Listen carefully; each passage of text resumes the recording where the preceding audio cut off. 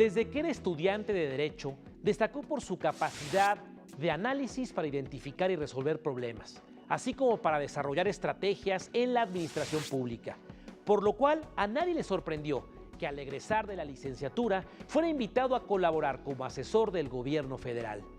Quienes lo conocen bien lo califican como un gurú en temas electorales, razón por la cual fue invitado a participar en el grupo que diseñó la reforma de 1993, cuando se establecieron, seguramente lo recuerda usted, los primeros topes de campaña.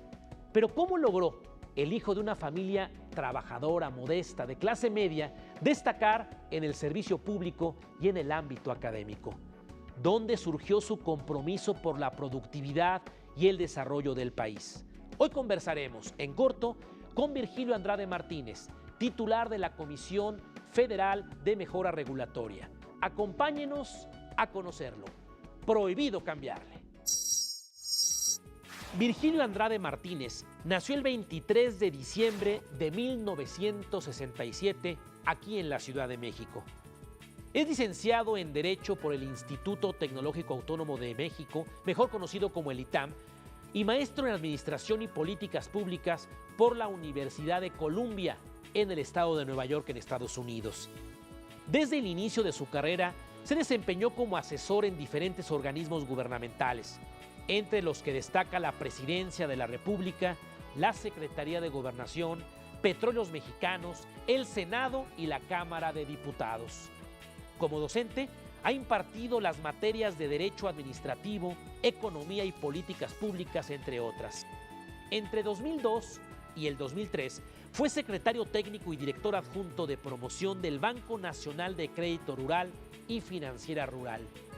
De 2003 y hasta el 2010, fue consejero electoral del Instituto Federal Electoral, mejor conocido como el IFE.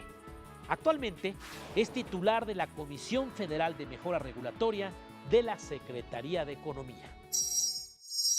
Que el ciudadano realmente pueda tener una serie de reglas que le den certeza, que no le carguen la mano, que no le obstaculicen o que no se obstaculice también la vida productiva, claro, por una serie de candados que se pongan, de barreras a la entrada a las industrias.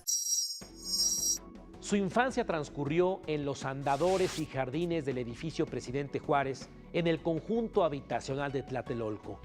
Ahí pasó sus primeros 11 años de vida, en lo que él califica como una experiencia histórica y social entre el símbolo de modernidad que representaba el conjunto de 102 edificios y el eco del 2 de octubre de 68, que se prolongaría por muchísimos años.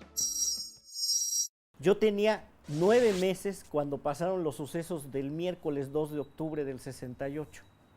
Y años después, no solamente se platicaba entre los vecinos, quedaron las huellas en los muros, en los barandales, las leyendas de dolor, las leyendas de muerte, las sensaciones sórdidas en los pasillos de los edificios de Tlatelolco.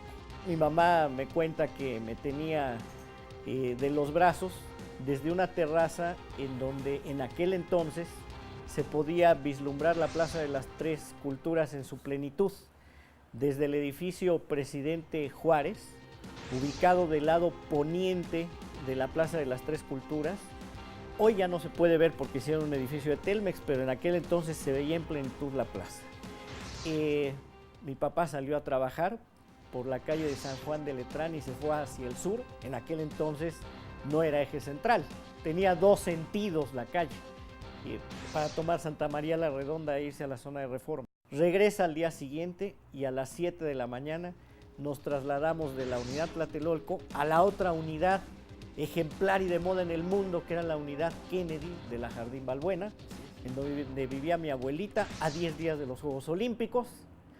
Lo digo porque en la Jardín Balbuena estaba el Palacio de los Deportes, estaba la Sala de Armas. Entonces, el gran esplendor del desarrollo urbano de la Ciudad de México, contrastando con los sucesos políticos, y la Plaza de las Tres Culturas, además con contrastes dramáticos, porque Tlatelolco también recibía migración. Los departamentos tenían cuartos de servicio en las azoteas, cada departamento un cuarto de servicio. Estamos hablando de 300 departamentos por edificio. Entonces cada departamento decidía subarrendar sus cuartos de servicio y llegaba la migración. Entonces eran encuentros sociales crudos, porque la pobreza se vivía en las azoteas, conviviendo con las clases medias en los edificios, en un clima en el que se presentaban violencias, disfuncionalidades familiares, acontecimientos de pleitos, riñas. Todo eso va marcando, porque se va percibiendo cómo es el desarrollo urbano real de la sociedad, además en un entorno, porque Tlatelolco, rodeado de barrios muy tradicionales, pero con obviamente sus peculiaridades: Tepito, La Guerrero, San Simón, Peralvillo, sí, rodeados de historia urbana. Entonces, el entorno urbano es muy importante en lo que fue mi niñez. Cuando tenía 12 años, su familia se mudó a vivir al sur de la Ciudad de México, en Coyoacán para ser precisos, donde asistió al colegio Héroes de la Libertad que fundara la señora Eva Sámano, esposa del presidente Adolfo López Mateos.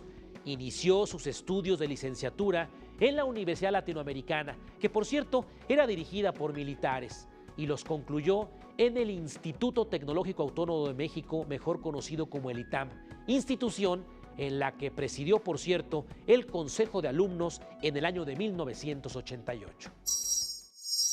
El ITAM empezó a formar cuadros muy especializados para resolver problemas específicos de gobierno, sobre todo problemas de carácter económico. El doctor Pedro Aspe es punta de ello. De hecho, don Gustavo Petricholi, que fue secretario de Hacienda, fue el primer egresado de la carrera de Economía del ITAM. El destacado jurista García Maínez fue el primer rector del ITAM en 1946. O sea, el entorno ya de la vinculación del ITAM con el ámbito público ya se había venido dando. Pero sí es cierto, casualmente en mi generación se fueron dando intereses por la vida pública y la vida profesional, incluso en combinación con otras universidades, es decir, varios destacados estudiantes del ITAM se fueron a estudiar al mismo tiempo a la UNAM, y entonces, por ejemplo, en todas las actividades estudiantiles, yo estuve en el ITAM del 85 al 91, y por ejemplo, en 1986, vicepresidente del Consejo de Alumnos, Luis Carlos Ugalde, que después fue consejero presidente del IFE. Se da el ambiente de pluralidad, que tratamos de trasladarlo al ITAM, porque al ITAM fue a ese entonces, hoy se ve muy normal afortunadamente, pero en aquel entonces era extraordinario, y fue Manuel Cloutier, invitamos a Rosario Ibarra, al candidato del PDM, Gumersindo Magaña, así fue el ingeniero Cárdenas. Incluso el CEU compartió experiencias en el ITAM, que era un contraste interesante, porque Imaz y Ordorica se presentaron en aquel momento en el ITAM. Y bueno, regresando a lo que es la actividad estudiantil, bueno, Luis Videgaray llegó a ser presidente del Consejo de Alumnos, Ernesto Cordero estuvo participando en la misma generación, lo mismo que José Antonio Meade, otros destacados como Fernando Manzanilla, que está en el gobierno de Puebla, Gerardo Cajera, el de Oaxaca. Desde 1991 ha impartido clases en los departamentos de Economía y de Derecho del ITAM. Además, ha sido profesor invitado en la Universidad Autónoma Metropolitana, la UAM, y el Instituto Nacional de Administración Pública. Su trayectoria profesional inició en 1989 por una invitación de Luis Carlos Ugalde para trabajar en el Gabinete Económico de la Presidencia de la República. A partir de ahí, destacó en puestos clave en la administración pública. ¿Te pagaban por pensar, leer y escribir? Sí, en aquel momento, sobre todo en 1990, me pagaban para poder identificar cuáles eran los grandes ejes de gobierno que valía la pena dejar como testimonio público y que a la larga dieron pie a lo que fueron los cuadernos de la modernización, y que es la historia del sexenio del presidente Salinas, desde el punto de vista de lo que es la obra y las políticas públicas. En 1993 me interesé en los temas electorales, hice mi tesis en materia electoral, y a raíz de eso, por una invitación de Leopoldo Gómez, que estaba en la Secretaría de Desarrollo Social. Me invitaron a un grupo para empezar a preparar la reforma electoral de 1993, aquella en donde se pusieron los primeros topes de campaña, en donde se reguló por primera vez el financiamiento privado, en donde se empezó a regular la forma de contratar los spots en los medios de comunicación. Esa reforma de 1993 fue encabezada por la Secretaría de Gobernación, en donde estaba César Augusto Santiago Ramírez, y el secretario de Gobernación era José Patrocinio González Blanco Garrido. Ahí empecé, digamos, mi vida profesional de manera activa. En Gobernación ya había estado en Presidencia. Y debo decir que tuve la fortuna de participar en la reforma electoral de 96. Sí. Aquella reforma que prácticamente consolidó al IFE como un órgano autónomo y que encabezó el entonces secretario de Gobernación, Emilio Chuaifet, y el subsecretario Arturo Núñez, y que pudieron firmar un pacto entre los 4 partidos políticos para sacarlo en aquel entonces, que eran PRI, PAN, PRD y PT. En septiembre del año pasado, Virgilio Andrade fue invitado al equipo de transición del presidente Enrique Peña Nieto para participar en los trabajos de reflexión en materia de reformas administrativas.